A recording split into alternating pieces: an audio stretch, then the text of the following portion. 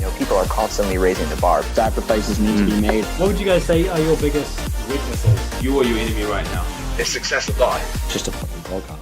Hey guys, welcome to the Student Side Hustle. This week I'm speaking to AJ Morris. He is a bodybuilder from the UK who won the WNBF, which is a natural federation, which I think is quite cool because when you think of bodybuilding, you always think, oh my god, steroids and it's so unhealthy. But I think, like, when it comes to natural bodybuilding, I think, yeah, maybe it's not like pristine for like your joints or whatever, but I think there is always going to be, I think you're going to be healthier doing it than not. So AJ won one of the natural federations, which is the WNBF, in the junior division, and I think that is just insane because, like, he being so young, I think being like at such a high level as being so young, I think it's so like I don't know anyone who's like at such a high level at your age, and I guess like that is your like division, but it's so crazy to me seeing like your physique and just seeing like how advanced you are for your age, which is just, I think it just blows my mind. And like, it's crazy. So how did you get into bodybuilding? Because it's like, it's not something that every dude is getting into. How did you get into it and why? Sure, James. So first off, like, thank you very much for having me on. I really appreciate it. And it's nice to see that I essentially stand out enough for you to approach me and want me on your podcast. And I think it's cool that you're doing this. And I know that you've had some really, really good guests already. So essentially, I was very competitive from a young age. I was involved in motorsport from the age of about 7 or 8. I'd played sort of competitive football before that, but to give you an insight into why I went into motorsport, I hated team sports. So I hated football because if my team didn't put as much effort in as I did, the team would lose. I hate that shit. I hated that so much. I can't swear on this, can I? Yeah, don't worry. So yeah, I hated that. So I wanted to be in a sport where it was on my ass if I failed, or it was my fault if I fell behind. So motorsport came in. Obviously, you're very much the single ingredient that's going to be doing well or not doing well. But you have teams, you have mechanics, etc. later on in the line. But for the most part, it was a sport that I loved. It was also a sport that my dad loved. So we shared the passion for motorsport, and that's really sort of how I got into that. So that sort of served me up until I was about 15 or 16 years old. So the reality is I've actually experienced more motorsport at the moment than I have bodybuilding. It's pretty similar if you look at the time span now, but up until recent years it was more motorsport than it was bodybuilding. But what it did set in stone was the fact that I loved competing. I really loved competing, and if I didn't have something that was driving that competitive spirit within me, I was a bit lost. So motorsport was superb, but the issue with motorsport, James, is that it's very much financial dependent. All right. So if you don't have the cash, you're not progressing. So it got to a point where there was a road, and I could go into car racing, single seaters, and things like that. But the budgets required for that jump were extortionate. Without lots of sponsorship or rich parents, which most people have. If you look at someone like Max Verstappen, who was in karts when I was in karts, he's now in F1 for multiple reasons, apart from the fact that he's extremely talented.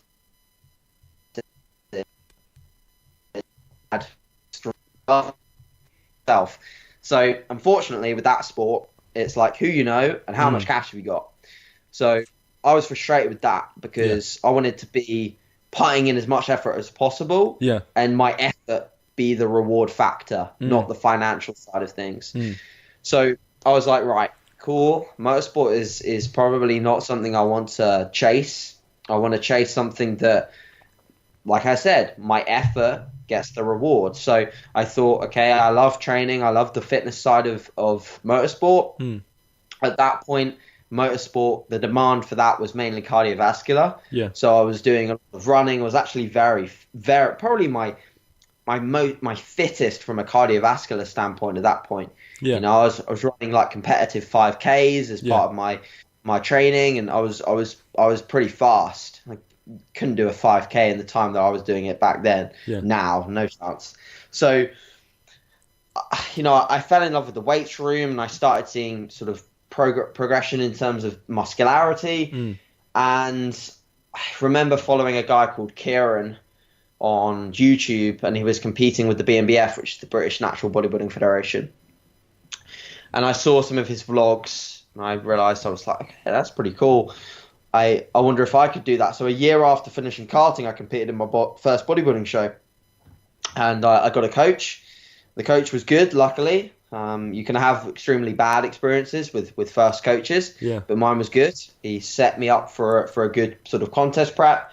I didn't get anywhere near as lean as I have in recent years, but nevertheless, it was fun. I placed third. I went to a British final, and I didn't place at that British final, but it certainly lit a fire in me, and I was like, right, I really love this. I'm going to come back the year after, and I'm going to win a show. And that's exactly what I did. I came back the year after. I won a couple of regional shows, confirmed that I could be a decent bodybuilder. And then it really sort of just took off from there, James. So initially, I'd say what got me into bodybuilding was motorsport. And what made me stay within bodybuilding was the passion for being in a competitive sport that gives you what you put in, you know? That's it. That's the reality of my initial journey. Yeah. And like when it comes to like choosing to compete in natural federations, like for a lot of people when they think bodybuilding, they think, big Ramy, they think huge dudes, like they think like steroids, etc. What makes you choose to stay natural, and do you find that like is a hard thing to sort of do? Because like I feel like it's sort of like I feel like it would almost be quite tempting at times, and I think like do you find it's quite like do you find that this decision quite difficult? Do you think your decision will change in the future, or do you think it's just sort of just like this is what you want to do? Good question. The decision won't change. I will, hand on heart, always be a natural bodybuilder. And if I ever listen back to this podcast and I've changed my mind, then I'm a coward. But I want to be a natural professional bodybuilder within the WNBF. And anyone that I've always looked up to or aspired to be like has been within the natural field. And the reality is, like, as much as I have no qualms, I have no issues with people who are enhanced. I have friends that are enhanced, and I just want to know that everything I do is my effort, and thus what I see in the mirror, what I put on stage is just all my effort. It's not someone's used more drugs than me. Someone's used this at the right time and I haven't, kind of thing. I don't want my competitive endeavors to be chemical warfare. I want my competitive endeavors to be who's got the guts, who's got the grit and determination. And I think I proved that within my competitive season last year, is that, mate, I competed against guys that were legit, had 20, 25 pounds of stage weight on me. And I beat them at 65 kilograms because I was inside out peeled. And that's not drugs. That's not any specific mass gain protocol, any shit like that. That is pure grit, like fucking bite your fingernails off, not sleep at night kind of determination. And that's what I love about the sport. Like, I was able to eke more out than anyone else on the day. Like, turn around from the rear, like no one else had striated glutes. I did, because I had the guts to go there. And that's what I fucking love about the sport, dude. Like, if I see a natural turn around, spike a calf, and have top to toe striated glutes, or like extremely conditioned hamstrings, I know what that takes. And that's the fun, I know that they haven't used a special diuretic or taken a special fat loss anabolic tool, I know that they've just grit their teeth and dug into places that really actually do hurt. And I'm not saying that an assisted prep is easy or easier, albeit I do think that you have some level of assistance, The idea of using anabolics is to make things enhanced, and the chances of it being a somewhat easier ride to some extent I personally think that some of the fat loss, anabolics potentially do make it an easier ride. You still have to feel like shit, but to an extent, you can say, "Oh, I'm a bit behind here. Yeah. Let's whack up this or let's whack up that." Yeah. Whereas when you're a natural, if you haven't given yourself enough time, it's on your ass. Well, legit, it's on your ass. The fat. How do you go about doing such an intense cut? Because I've personally never done a cut. I've never done a cut because I'm just skinny dude, just trying to bulk for fucking ages. I don't think I'll cut. I don't know if I ever do something like bodybuilding. If I ever do a show or something like that, then I'd love to do a cut, experience the pain, but But you're investing now. Yeah, because I did see a video on your channel that's about the phase that no one likes that phase. It's you don't see the gains very realistically in the mirror very often. Yeah. You're covered up in hoodies, you're training hard, and you might notice a little bit of progression over the months, but that's the thing that people don't like doing. It's the investment side of things. And to answer your question on how do you go about getting extremely lean, you diet for a long time. I wasn't lean enough for my first show, and I dieted for 28 weeks for my first show. By the time I did Worlds, I dieted for 45. Holy shit. And I'd started at 183 pounds, and my weight on the day of the world final was 148.2. So I'd taken off a lot of weight. And that, that to some extent at some time in that prep was really hard. My calories had to get pretty low. Yeah. But by the end of the prep, I was actually eating pretty much the same caloric intake as where I started my prep. The rationale behind that, James, is that when you're extremely lean at the end of a prep, you can essentially build up your calories to maintenance level, adapt your metabolism to the point where you're static, so your body weight is remaining the same, but you're eating at maintenance calories. You're feeling a little bit more human, but you're still absolutely peeled. I was 148 pounds, super shredded, and eating 400 to 450 grams of carbs a day. Not many people do that because they don't have the time. So they don't get ready, and if you don't get ready, you don't have the window to raise your caloric intake. But the benefits are so drastic. Not only do you look better, you feel better, and you can then at the end of the prep have the psychological state to then not binge because you're on high calories anyway. You end a prep, James, on 100 carb, good luck. Good luck. You will be binging. You will be in the donut shop buying all the donuts and gaining all the body weight. I was in Boston and New York for 2 weeks after my finals. I didn't touch anything. I had the occasional bagel in New York, but I wasn't bothered about food. I was more bothered about making improvements. Hence why I came back from New York, I think 3 pounds over my stage weight. Most would come back 15, 20 above. What about the rationale behind the because I know I saw your video the other day. It was the one. Sure. I forgot you phrased it. There was a part 1 and a part 2. You phrased it's sort of like a very long bulk one. What is the rationale behind that? You're playing the long game. What is the reason for that, and sort of how does that differ from what most people are doing? Sure. So I think, most people are searching for, especially within the Instagram culture at the moment, they're searching for that instant gratification kind of thing. So they're searching for, how can I look really good year round to impress people? Who the fuck are you trying to impress?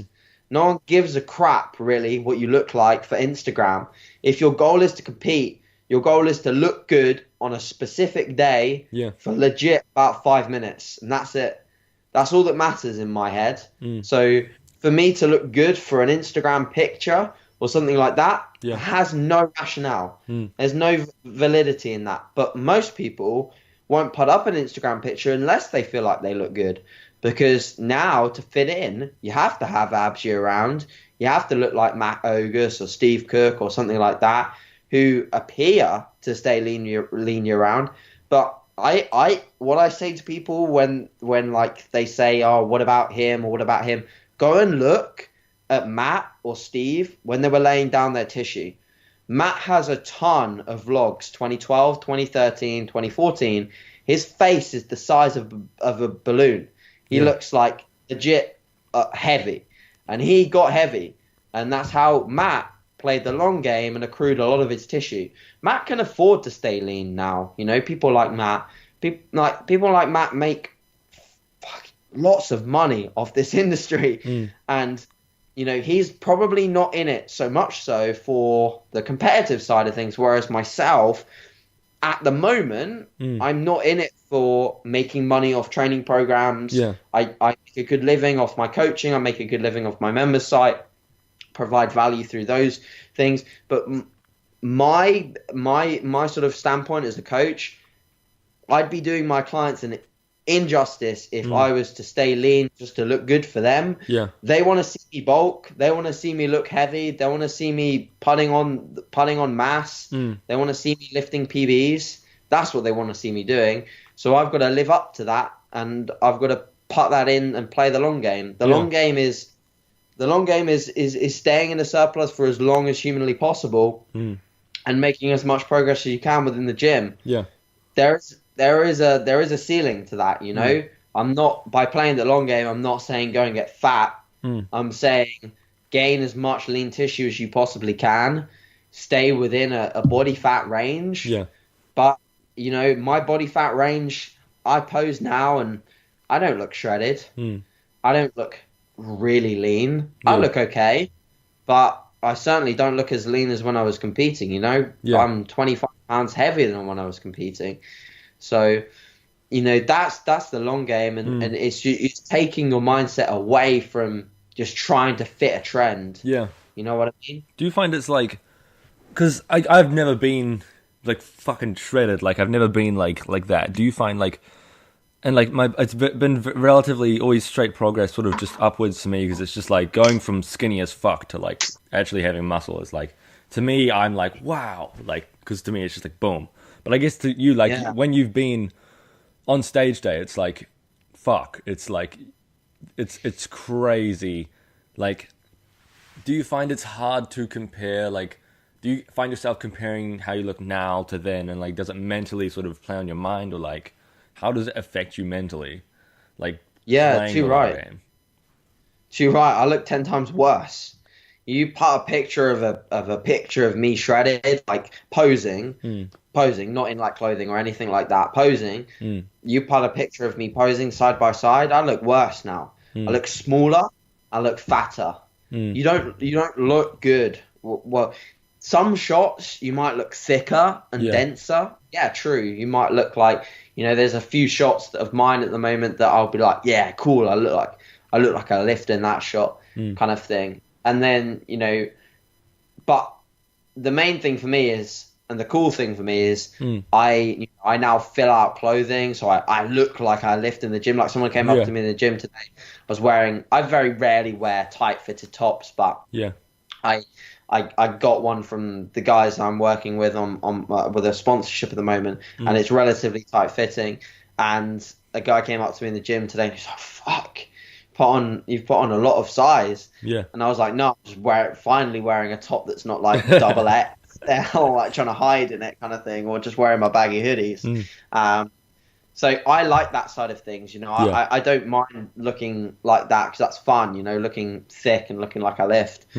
But when you do sort of take the progress pictures where, you know, you're hitting a side chest or a side tricep and your abs aren't lean and your shoulders aren't striated, you look smaller.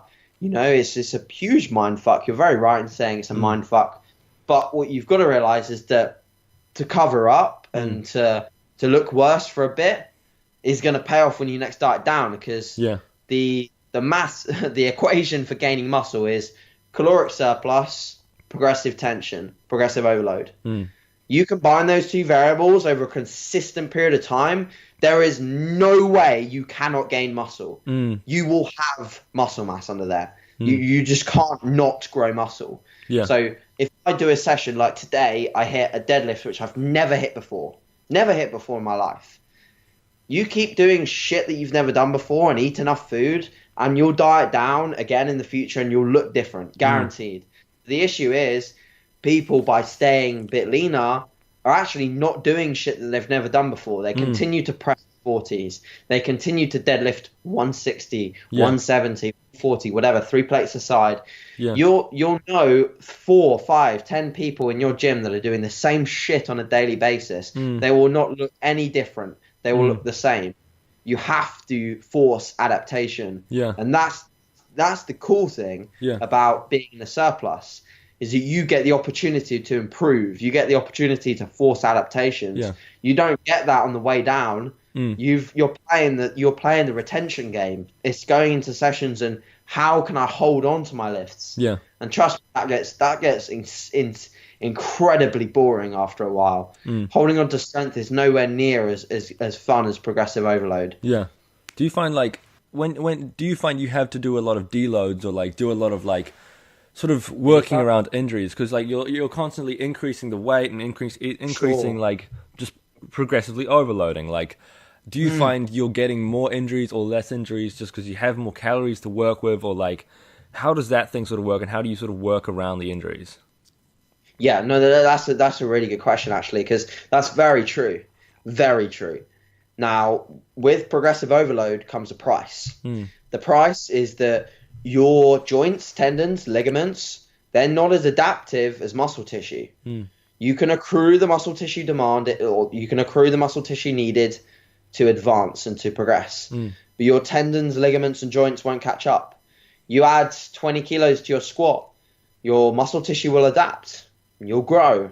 That's what I was talking about. But your tendons, ligaments, and joints might not catch up, and that's where something goes. Something goes pop, something goes bang, and then you go backwards. Yeah.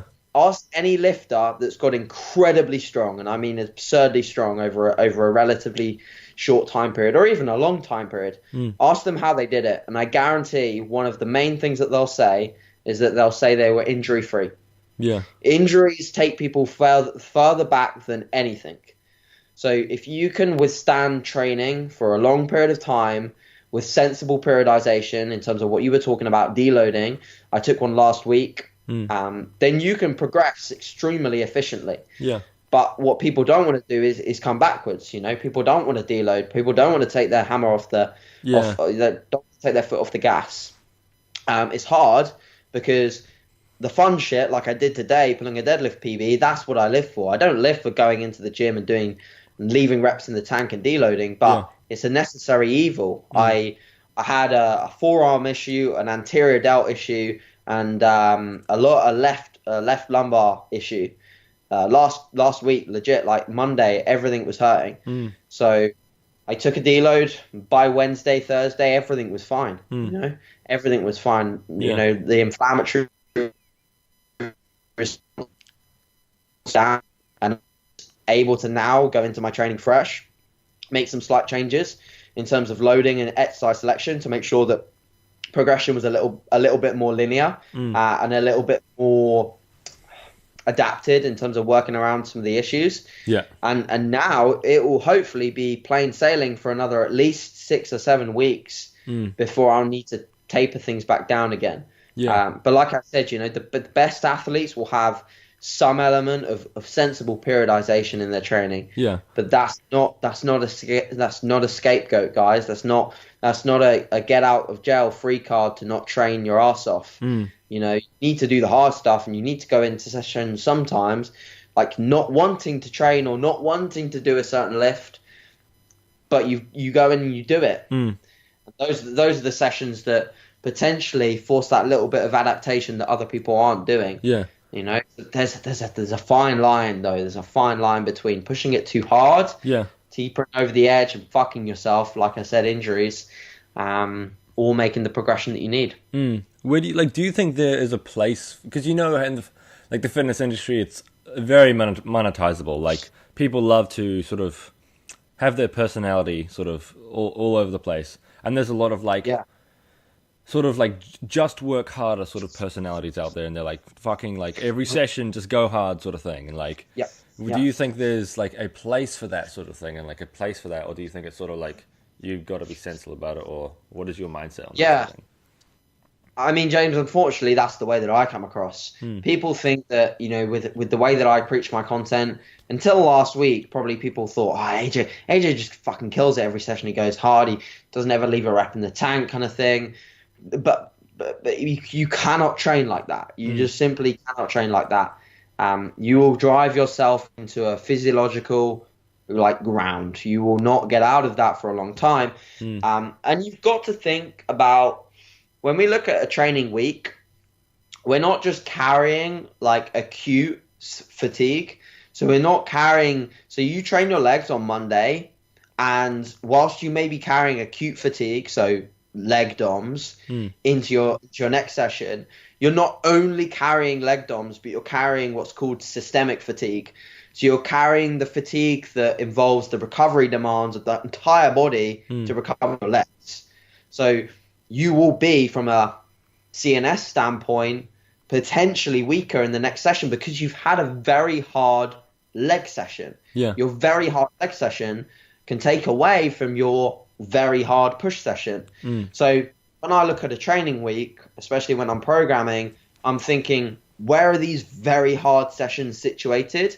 And can we situate moderate to medium intensities in the days after, so we can prioritize the really fucking hard sessions, make sure they count, and then use moderate intensities to back off a little bit, give the CNS a little bit of a rest, and allow people to progress throughout the week a little bit easier without, you shouldn't, in my opinion, be leaving the gym after every single session feeling like you're underneath a rock just buried. Like, after today's session, I feel buried. It's lucky because I program a medium intensity second push day of the week tomorrow. So I'm like, I'm going in for a session that's, you know, it's going to be hard. But I'm veering slightly away from failure on some things. My volume on a whole is lower. Today's session was, which is why I was late for the podcast. Today's session was about 2 hours and 45 minutes, coming up to 3 hours long. Tomorrow's session will not be that length. You know, you can't train for that long all the time. You've got to be very selective in your approach as to how to do that. So yes, it's not just, like you said, some people just say, you want to build muscle, go train harder, do more. There is an extent of like doing more will to an nth degree benefit you, but there comes a point where you teeter over that cliff, you teeter over the edge. You're not thinking about the accumulation of fatigue throughout the week. And you'll set yourself backwards quite easily, just as easy as an injury. How do you sort of know? Because I know I was listening to this. It was, I think it was mainly like a sort of podcast, sort of roundtable thing by a lot of like experts. It was like Mike Israetel, Jeff Nepard, and some other like random coaches. Don't know all of them, but the volume roundtable. Yeah, that one. What is your like point of view on like, how do you personally know when you're having too much volume? Because like for myself, like when I started, I listened to the people who had the fucking work harder mindset, and like I didn't know like that you could fuck yourself up. Like I didn't realize how like detrimental it could be to be doing like 7 different exercises every day when you just started, and like just going hard every exercise, going as heavy as you can, like just going balls to the wall every session, 7 days a week. Like, how do you know when like you're getting over, when your body just cannot recover from the amount of volume you're doing? Sure. People are scared of volume, James, you know, and for that exact reason, the round table, etc., you know, people will perhaps talk about volume in a sense where, you know, it can be damaging, you know, you can overtrain kind of thing. But what people fail to forget is that actually we as individuals are in control of our recovery curves to a large degree. Our stress, and namely our sleep, are responsible for how much we can recover from. You know, for me, a lot of people will say to me, you know, what, like, you do a lot, your sessions are long, you train for a long period of time without deloads. And I'm like, yeah, you eat the amount of food that I eat, and you sleep the amount that I sleep, and you see whether you can recover. The individual differences in recovery capabilities are not just coinciding with the factors that we can control. There's some genetic traits that will have an influence. But for the most part, your consistency with the hours and the quality of your rest, your sleep and your recovery, those are the factors that will influence it the most. When I was like, how old are you, James? I'm 19 now. Yeah, so when I was your age, my sleep was shit. I didn't realize the importance of sleep whatsoever. I'd be going to sleep at like 12 midnight and waking up maybe sometimes. It just totally depends. Yeah. Like it just depending what shift pattern I was working, whether I had more work to do, etc. Like now I am religious with my sleep. I will be in bed at 9:30, 10 p.m. every single night without fail. And I'll be up at 7 a.m. every morning without fail. Yeah. The benefits of a routine when you can get one, which is not feasible for most, unfortunately. Shift patterns, working Monday to Friday for most, doesn't really coincide with this ideal circadian rhythm. The circadian rhythm and your ability to get into routine with your sleep will do you so many benefits. Like your ability to get into restorative sleep or REM sleep is largely influenced by routine. When you go to sleep, when your body knows you're going to sleep. Have you ever tried if you have a bedtime and you set that bedtime for a week, you'll sleep way better. I find during university when I have like that schedule when it's like usually I have classes pretty early in the morning and I'm usually gymming before. So then I'll I know I'm getting up at 5 every day. I can't go to sleep at 12. Like it's just not sustainable. And like, I know everything else will suffer. How do you go about like getting that good quality sleep? Because something I didn't realize the like power of sleep. Like I didn't realize how much it mattered until like especially recently. And now it's just like, fuck, like I should be sleeping. Like, and it's not just for lifting. And like, I feel like for literally everything. Like every aspect of life, it's just like it's so important, and it's like it's said, but I feel like it's not emphasized. How do you go about like improving the quality of your sleep, getting more sleep, etc., and like changing from that sort of like, how like as a teenager you'll always be like, yo, let's stay up late, etc., like blah blah, watch YouTube on my phone till 12, like shit like that. Like how do you, how do you get out of that and into like the disciplined like sleep at the same time every night, wake up early, etc. Sure. So, like, first things first, everyone, when they have poor sleep, the first thing they'll say is, what supplement should I use? Should I wear blue light blockers? Should I try melatonin? Like, fuck that. You need to look at sleep hygiene first. Everyone's sleep hygiene, pretty much, across the board is crap. It's rubbish. And by sleep hygiene, I'm talking about what are you doing in the pre-bed window? Just like to have an effective workout, you have a pre-workout ritual, like so you'll eat a certain food, a certain time, drink a certain amount of water, have a certain amount of caffeine, you have a good workout. You have a pre-bed routine, swap your electronic devices, or at least make sure that you're having some downtime. You set a bedtime, you read, meditate, put a diffuser on, things like that. Getting into bed at that time every single night and having that sleep hygiene is the first thing that you need to be doing.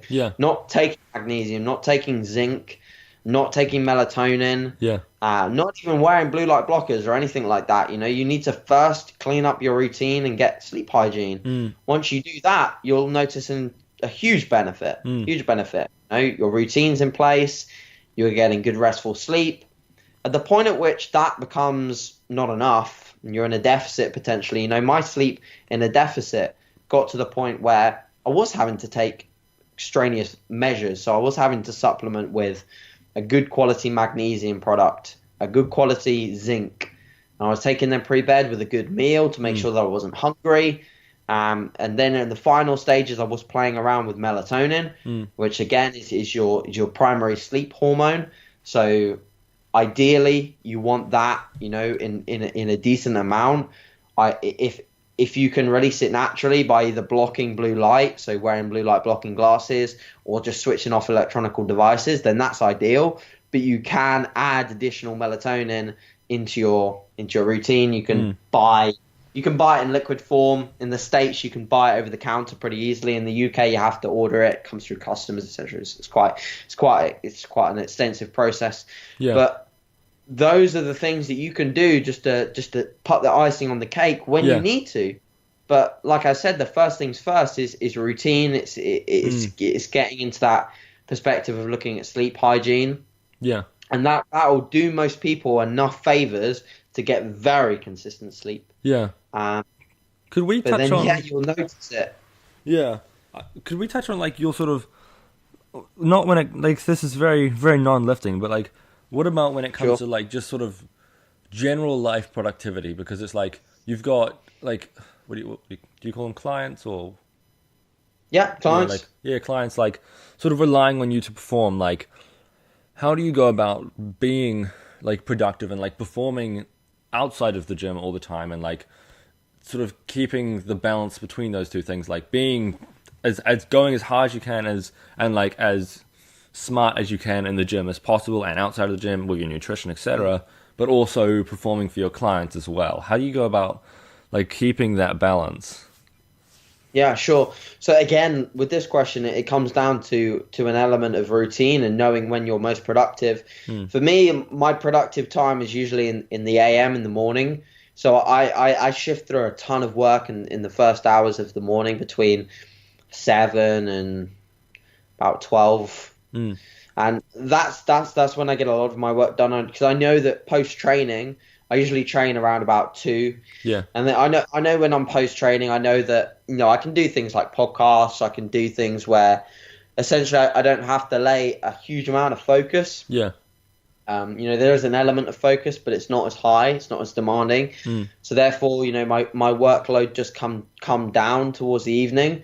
That coincides with sleep, and that coincides with waking up the next morning feeling rested, feeling ready to attack work again. So I'd say just for productivity, find your productive hours. Yeah. Find where you can get work done in a good environment with your headspace all locked on. But don't be afraid.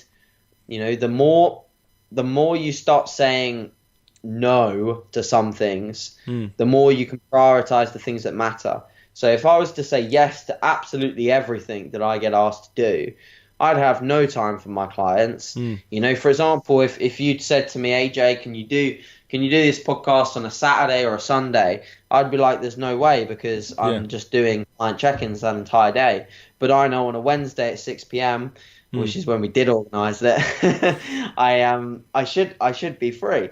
And I know that I don't have a bunch of work once we end this call. I don't have anything to do.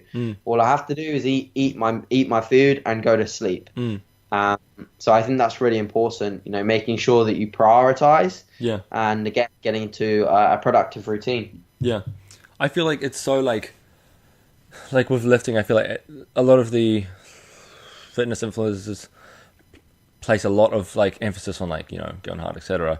But I think I really like how it's sort of I like how it's moving into more of a like you can be fit and like live a normal lifestyle. Like, do you find you like, obviously I feel like there's things you do have to give up, like etc. A lot of people like to do the whole like go out on the town, etc., all that sort of stuff.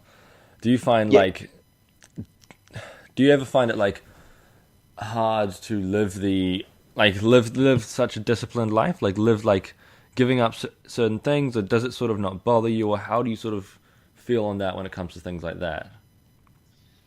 Doesn't bother me at all, unfortunately.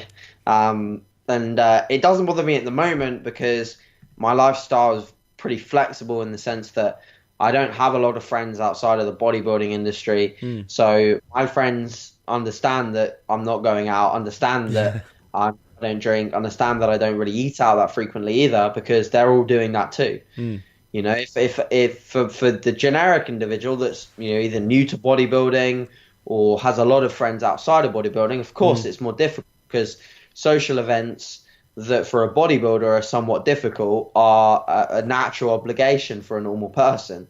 But for me, I don't have many of them.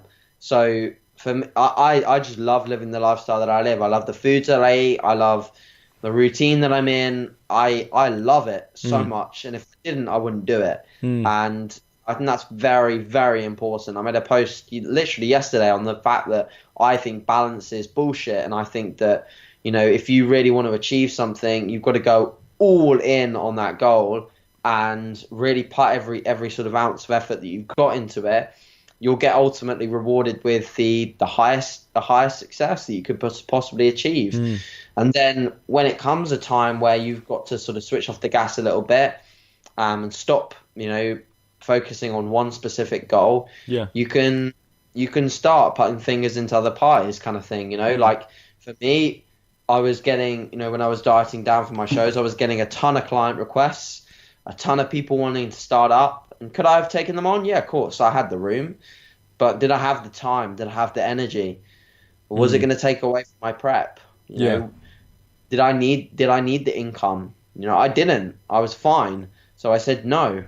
I said no because I wanted to be a world champion more than I wanted more money. So now I've got tons of energy, tons of time, and I take on board more people than I've ever coached before in my entire life because I know that I can be productive and serve those clients.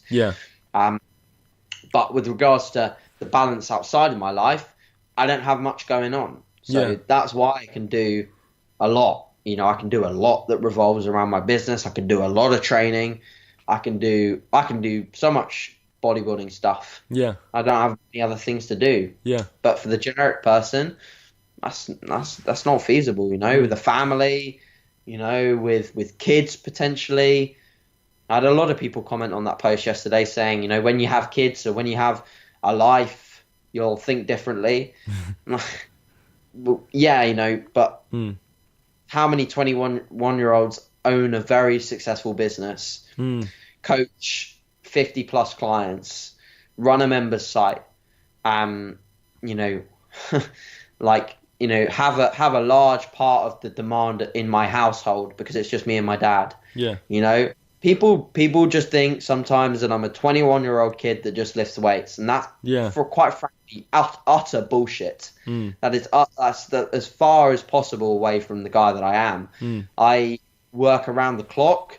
I put in extreme amounts of effort into what I do, and the person that's commenting that is probably a 45-year-old person home from their 9 to 5 shitty job that they're just jealous. Yeah, the thing is, I feel like the people who are saying shit like, oh, blah, blah, blah, you must just sit around and, eat chicken and whatever all day. It's so, it's easy to be like, oh, yeah, fuck you, you must be lazy. But it's so, it's hard for them to, realize, the actual, especially if they're not in, decent shape. It's and then they're saying that, it's hard for me. These people are even bodybuilders themselves, man. They just, I think, and the people that generally commented what they commented were people that have lost touch with bodybuilding because they've been more invested in building a family life or raises, going up in employment kind of thing. And that's all well and good, but the time in which I was most successful as a bodybuilder, I still had a lot of other stuff on my plate, correct? But I just chose to prioritize bodybuilding. I'm not afraid to say that I definitely in that period of time put bodybuilding first and had an element of very minimal balance in my life. And I generally think, if you ask any top level athlete, do you really think someone like Usain Bolt, Mo Farah, or any sort of elite level athlete like those guys, do you think they've got extreme levels of balance coming up to the Olympics? No, I don't think so. I think their life revolves around training. You look at people that go out to Oxygen Gym in Kuwait. The reason why they build so much muscle is legit what we've been talking about, apart from the fact that they're on anabolics. they legit just eat, sleep, and train, and they'd have no obligation whatsoever. And they come back massive because they've had zero issues with family life, zero stress. They train in the morning. They eat a bunch of meals and play some PlayStation. They sleep. They have 2 naps a day, and they go back and train in the afternoon and the evening, and they go to bed and do it again. No wonder they get massive because they're absolutely going all in on bodybuilding. So if we were to learn anything from what those guys do, it's that if you go all in on something, you will get extraordinary results because there's not a minute of your day that you're wasting or that's not energy towards that goal. So that's just my belief, and you know, people that go out to Kuwait bloody prove it. And I feel like it's sort of like if you went through life and you sort of had more balance and you sort of did the things that most people do, like obviously like I quite like doing some of those things, but it's like I don't want to spend all my time doing those things. I feel like even when I look back, yes, like going to all these social events, it's fun, cool, but like it doesn't build anything. Like it builds some friendships maybe, but like it's all fun and good. But I feel like when you look back, like if you looked back and you like had gone out on Friday nights all the time, it's like I feel like you'd look back and you'd be like, fuck, I could have been X, Y, and Z. And I feel like it's sort of like if you're going to, I feel like you're not going to be in 10 years and you're going to be like, fuck, I wish I didn't do bodybuilding. Like no, like you're going to be like, fuck, I'm so happy I did bodybuilding and skipped on these other things, because it's like you're putting this first, and it's I greatly admire it, because I think it's hard for a lot of people to put just one thing first and like not half-ass 12 things sort of thing. I mean, you know, don't get it twisted. If you're listening to this and you want to be a good bodybuilder, you can still be a very good bodybuilder and have an element of balance. You know, that's what I said in my post. You can still be successful and have balance, go out with your friends. You know, there's very few clients of mine that are just focused on bodybuilding and they live the lifestyle day in, day out. There's very few and far in between. But the people that do have the balance, they certainly can still achieve very good results. But there's an element in my eyes that always thinks, how good could that person be if they did absolutely everything within their power to be even better? You know, what would happen? And if you work it out from a really just a logical point of view, you that person would get better. I think it's just logic. Just because like say if they're putting in 70% of what they could, or not, I'm not just talking effort, but like say if there's all these different factors, say proper diet makes up whatever percent, exercise whatever percent, and then like if you chuck in all these tiny little things that may seem inconsequential, I feel like you can get to that 100%, and I feel like you can never probably get to 100%, but like you can get fucking close, like 99, like pretty fucking close, and I feel like that's something. It's hard. I feel like that would be hard as fuck, but it's like if you get there, then it's like you haven't left things, then you haven't like had the balance, you know, and done all that sort of thing. What about like no stone unturned? When it comes to like teaching others how to bodybuild, like I feel like I have a lot of friends who they're always like, hey, can you like, I'll like take them through the gym and like show them how to lift weights and like do all that sort of stuff. And do you find that comes relatively intuitive to you, or how do you like go about teaching people, especially like when it comes to actually like the lifting? Because I feel like that is something that especially beginners it's so fast. It's almost like fascinating to me, like how people don't like I've been like so immersed in it for a while now, and it's like it's almost fascinating for me how people don't understand how to do like a bench press or understand how to do this. It just comes so like naturally. Like, how do you go about teaching people how to lift weights? Because I find it's fucking hard, and like I don't understand how to instruct others. I mean, I don't work with a lot of very new individuals that are extremely new to weight training anymore. I did in the past, but I don't work with many now. But the interesting thing that does intrigue me is how people that are relatively experienced still don't know how to execute well. And when it comes to teaching that, obviously the difficulty is that I work online, 100% online. So the only tool that I've got is within video feedback. and that has its limitations. You know, you Yeah. can't essentially look at everything, and really sort of extract everything from a lift when you're just looking at it from one angle Yeah. on one video. So yeah, I mean, I'd say that, you know, for the most part, mate, you've just got to give subtle cues and make it a step-by-step process. It's quite easy just to say that's really wrong, but it's harder to say, you know, this is what we're going to do to try and fix it. Yeah. So subtle cues and make sure that the cues are understood, they're taken in the right regard, and they're not sort of meant in an offensive manner. Yeah. And then usually people will take that up.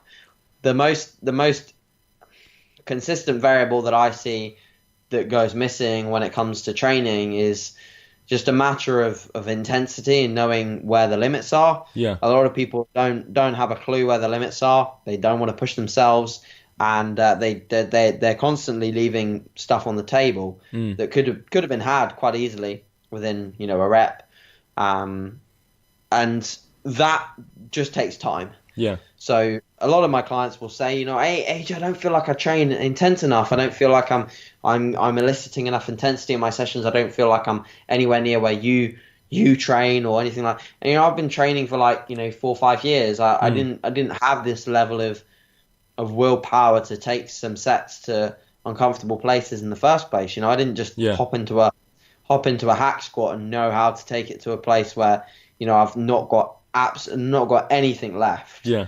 And there's a huge difference between failing and failing with accurate execution. When you fail under a load and you've accurately executed that final rep, there should be absolutely nothing left from a muscular standpoint, you know. But most people take things, when they say failure, they take things to where they've got nothing left from a, how many muscles can I use to get this load up? Not the targeted muscle, but how can I use momentum, swing, and these things do come into it. I do believe that a bit of oomph now and again is good. I'm not saying that you shouldn't use momentum at all. I'm just saying that a hideous amount of momentum from rep 1 is probably not ideal when you're looking to build tissue. So from an intensity standpoint, it's over time. From a newbie standpoint, it's subtle cues. It's being very clear in the way that you're trying to say things, and then people just progress quite naturally. You know, you've got to remember that everyone's very individual as well from a sort of a mechanical perspective. Everyone's got different limb lengths, and you know the what will look like a bench press for you might not look like my bench press, and that's fine. You know, there's not a right or wrong way.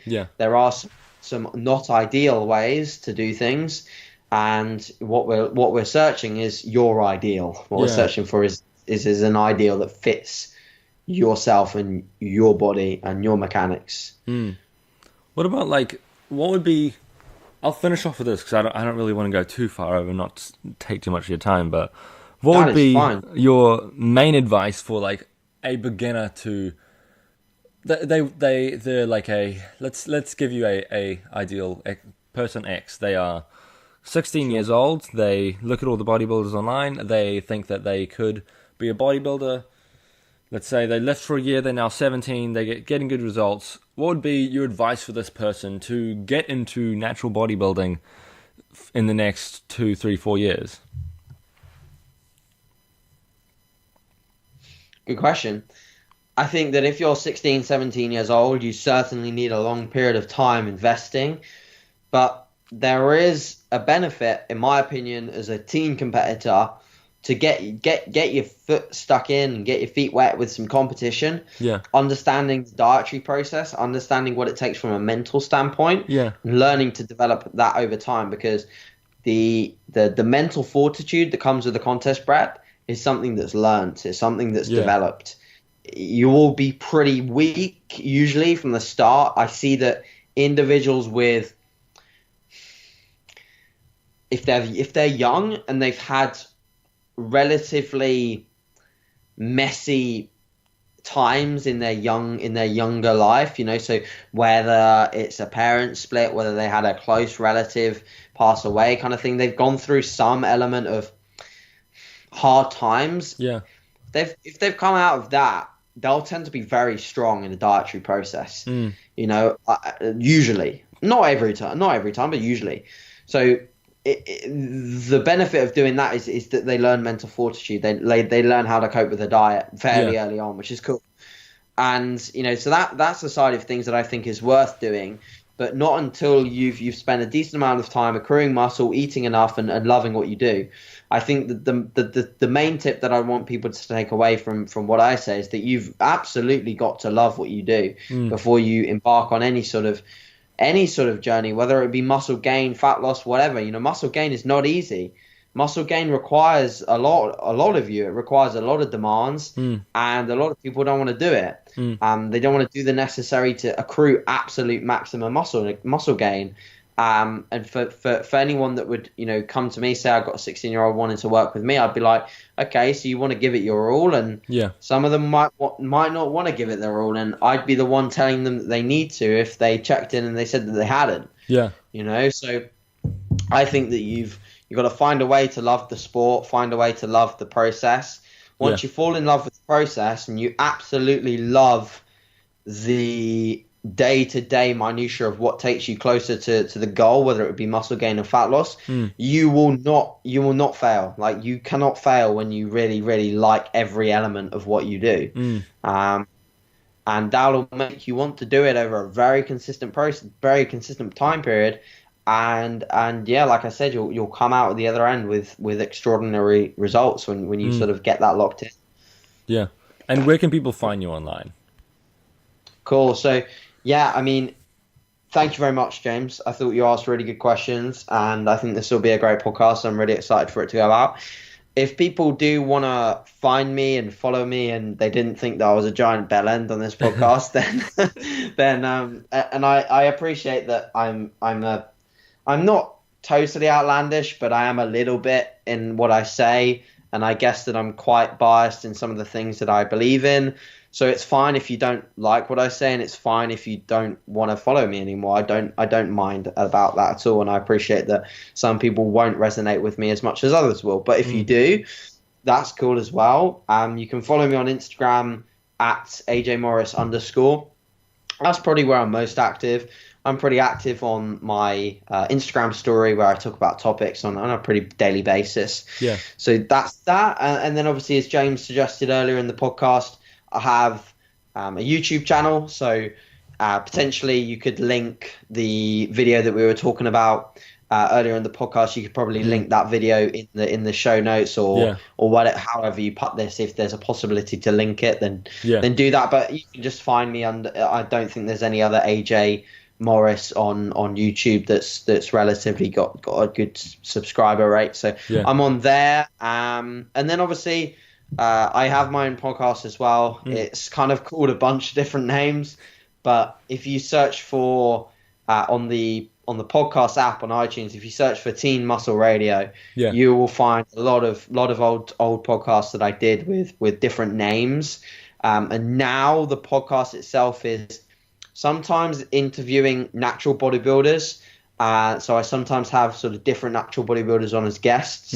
And that's actually called the Natty Scene podcast. That's available now, so you can kind of search for that as well. And then I do weekly sort of updates with a few other of my friends. We just have generic chat, so that's available as well. And then of course, if you've got a more specific question that you really want to ask, just DM me on Instagram. I reply to everything that I get. So just DM me on Instagram if you've got specific questions. And then finally, sorry, James, I've got my feet in so many different things. I've got a website, and I've got a membership site. So it's a very low cost site. It's $4.99 a month. So if you have Subway in your country, it's like price of a 6-inch sub, I think. So it's not very pricey, but there's over 100 videos on there. I upload with at least a 2 to 3 video per week frequency, and those videos are very much in-depth content videos. There's Q&As where I answer membership site questions.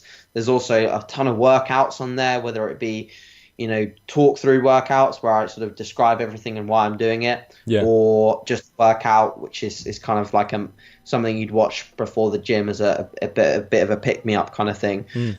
So that's available at www.mademomorriscoaching.com/membership, and you can sign up there. So that is me pretty much done.